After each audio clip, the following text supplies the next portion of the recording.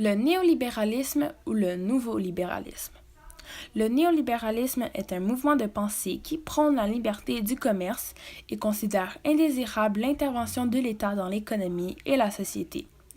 Comment caractériser le néolibéralisme? L'économie s'autorégule par le marché, les lois et les règles sont des entraves. Il a une valorisation de l'individualisme et de la responsabilité individuelle. Il souligne la primauté de l'économie sur le gouvernement et il favorise une croissance économique et diminue la pauvreté.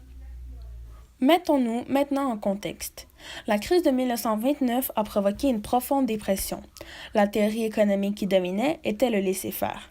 L'État n'intervenait donc pas dans l'économie. Après la crise, on a remis en question cette politique et John Maynard Keynes a mis de l'avant le recours à l'intervention de l'État. Jusqu'aux années 1970, c'était la théorie la plus populaire. Cependant, les deux chocs pétroliers ont entraîné plusieurs problèmes économiques, ce qui a mis mal à la théorie keynésienne.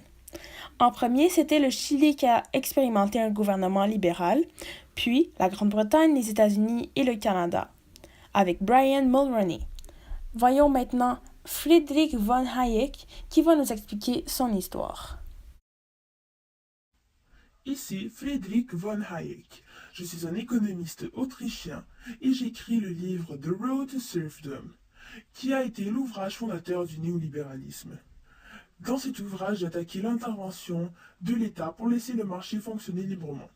En 1947, j'ai initié une réunion avec des savants aussi de mon côté et on a fondé la Société du Mont Pèlerin, dont l'objectif était de combattre le keynésianisme et de propager le néolibéralisme.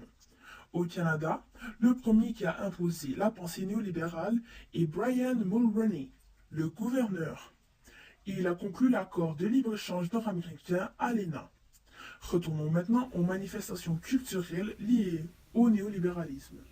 De nos jours, le néolibéralisme a une grande influence sur les médias. En effet, 97% de ceux-ci sont détenus par des propriétaires qui défendent le néolibéralisme dans les journaux. Par exemple, le journal Québecor et Jessica Power Corporation qui défendent les valeurs de cette pensée,